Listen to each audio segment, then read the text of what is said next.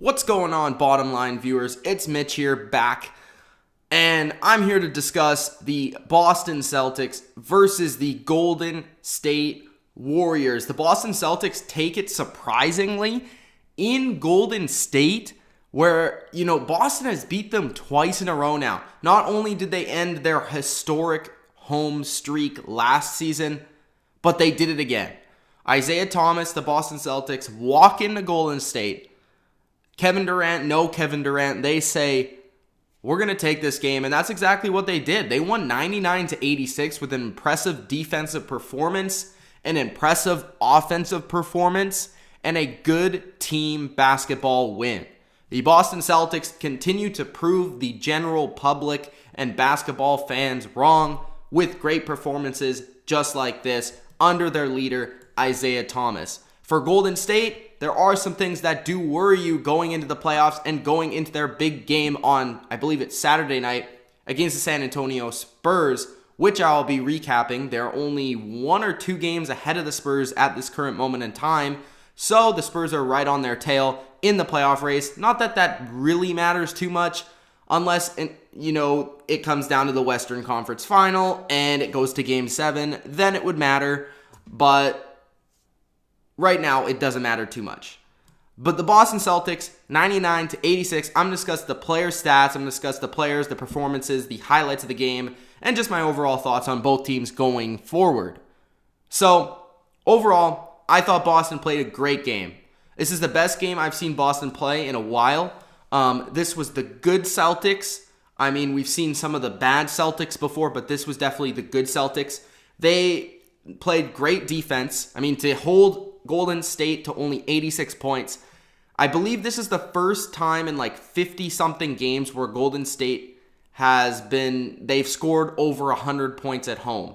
And this is the first time 86 points. That's a lot of points off from 100. So this was no fluke whatsoever. This wasn't like Golden State was shooting very poorly. I mean, they weren't on, but they weren't necessarily off. This was just very good team defense from Boston, and they also contributed on the offensive end. Looking at the stars of the game, of course, Isaiah Thomas led the way, playing 33 minutes, had 25 points and 3 assists with 3 steals on the defensive side, which Isaiah Thomas isn't usually known for. I mean, he's known for his offensive expertise, his shooting, his passing, that sort of stuff. But Isaiah Thomas was excellent in this game. He was 4 for 7, and he had 4 threes in this game, 4 for 10. So he shot 40% from 3, pretty much Steph Curry numbers right there. And he also shot pretty well from field goal range. Jay Crowder had 9 points, 10 rebounds, 4 assists. One of those guys that chipped in. Shot 33%, didn't shoot his best game, but again, contributed on the defensive side with 10 rebounds. This is something that Boston has kind of struggled with on and off throughout the season, is rebounding. They definitely did a better job rebounding here with Crowder getting 10, Horford got 6, Johnson got 5, Bradley got 6. So a number of them, Olynyk got 5. So a number of them contributed on the boards in big fashion. Al Horford, I've been kind of critiquing Al Horford for his offensive game, but he did shoot a little bit more. He was a little bit more successful on offense. He had 10 points, 6 rebounds, 6 assists, 2 steals. Very good all-around game. That's exactly what you expect for Al Horford if you're a Celtics fan. This was the best game I've seen of him recently since I started doing the recaps on the channel. Al Horford definitely played his best game, in my opinion, that I've recapped so far. With his 6 assists, I think he continues to contribute in a silent fashion of being a great passer at the center position, which is very rare. Also, tripping in with the 6 rebounds never hurts whatsoever. I was kind of impressed with Amir Johnson in this game. He contributed early. He made all of his shots, 4 for 4. It just seemed like he really, he did his job, which the Celtics can take from the Patriots. This guy just plays his role and plays it well. I've seen a lot of him being from Canada and watching a lot of the Raptors. He used to be on the Raptors. And I've been a decent, I've always appreciated Amir Johnson's game, but he played a good game here. Avery Bradley had 12 points in this game, 6 rebounds, 1 assist, 1 steal, 1 block. Again, another guy that contributed all over the floor. Avery Bradley has really helped the Celtics defense. He has recently come back from some injuries and, he's trying to get over that. But he played a good offensive game. And also, again, he really helps on the defensive side. He shot a lot in this game. He had 15 attempts, made 6 of them, shooting 40%. Was 0 for 3 from 3, but I think as he continues to play more games, he'll get, better on the offensive side of the court. But his defense is definitely going to help this team, especially against, guys like Klay Thompson and those type of guys, Curry and those guys, that he needs to try and shut down and stop, which is his role on the team. Marcus Smart was kind of quiet tonight, only had 5 points, but he did have 3 rebounds, 3 assists, and not necessarily didn't hurt the team whatsoever. Kelly Olynyk, again, had another solid game. I think he is one of the most underrated players in the NBA, and I'm not just saying that because he's from Vancouver, but I am saying that because he is great. And he had 17 points. He had 5 rebounds, 5 assists in this game, 3 steals as well, and shot 7 for 9. He was very, very good in this game. I thought, very efficient. And he's another player that can do a lot of things well. He can shoot well. He can rebound. He can, pass the ball. And he can also cover some of the kind of makeshift guys that the Warriors have on their roster. They have a lot of guys that are tweeners between center, power forward, small forward. They don't really exactly have a traditional position like a Draymond Green, for example. But he's able to go out there and cover those type of guys as well.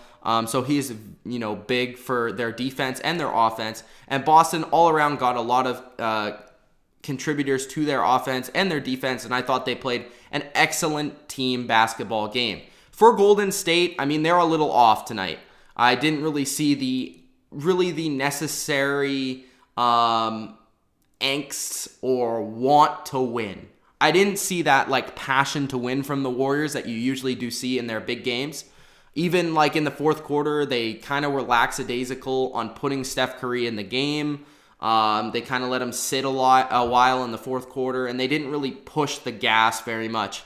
But Boston had a huge run in the fourth quarter, which allowed them to win this game. And again, Mr. Fourth Quarter, Isaiah Thomas had 7 of those points, and they went on a run. I think it was 15-0 or something in the fourth quarter, and that totally sealed the game.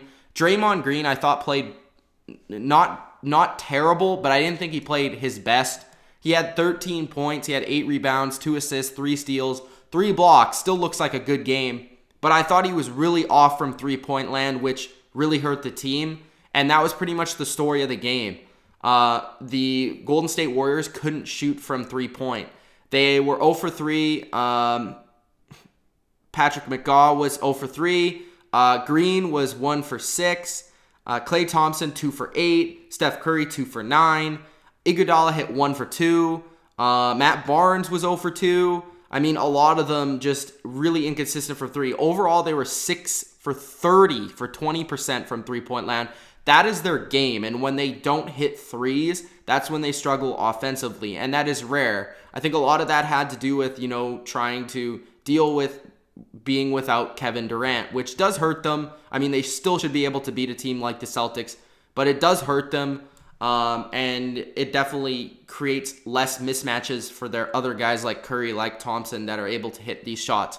But a lot of the Warriors' game tonight, and especially offensively, was off the ball. That's something that I appreciate about their offense is Klay Thompson and Steph Curry. They're great players off the ball. That's what makes them so good. Curry is such a great shooter. He can get around those picks and always find a way to get open. Klay Thompson, I think, had the best game overall in my opinion. He shot 47.8% from field goal range. He was 11 for 23, had 25 points, 6 rebounds, 1 assist, 1 steal, 3 blocks.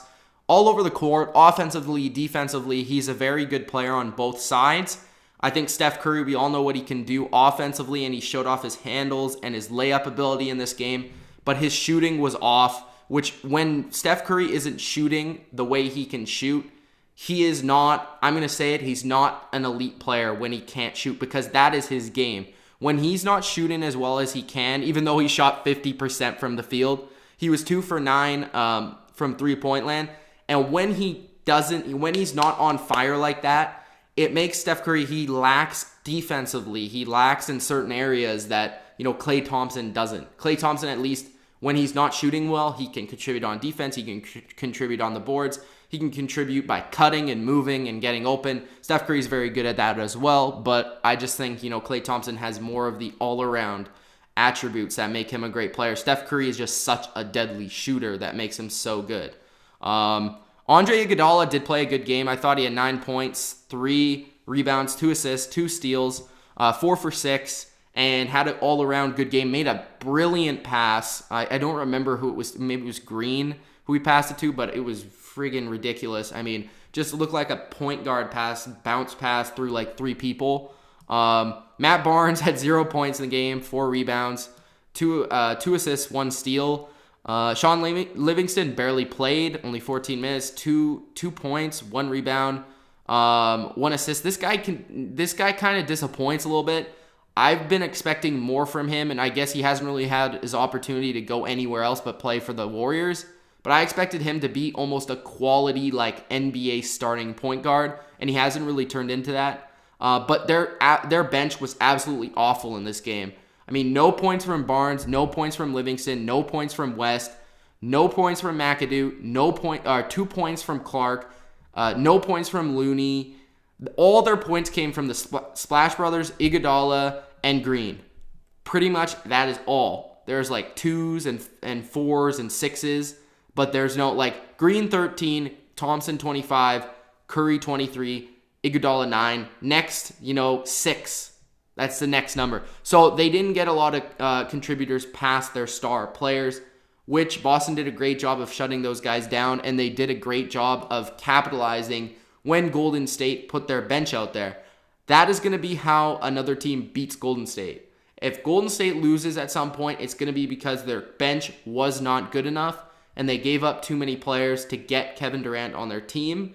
That could be an issue. Cleveland could expose that. A team even like Houston who can really score off the bench could, expose that in a high-scoring game. Boston did expose that. I think some teams with great depth, like the Spurs maybe even, could expose that. But I think Golden State is still the odds-on favorite to win the championship. It's just a matter of if their guns are playing like their top guns. And if their top guns with Durant back are playing as hot as they possibly can, there's absolutely no way that this team can lose. But at the end of the day tonight, Celtics got the better of them, and they were the better team overall. Got to give it to the Celtics, 99-86. Thank you guys for joining me on the recap of the Celtics and the Warriors. More NBA recaps coming on the Bottom Line View. If you enjoyed, hit that like button and subscribe for more NBA. It's Mitch of the Bottom Line View. Peace out.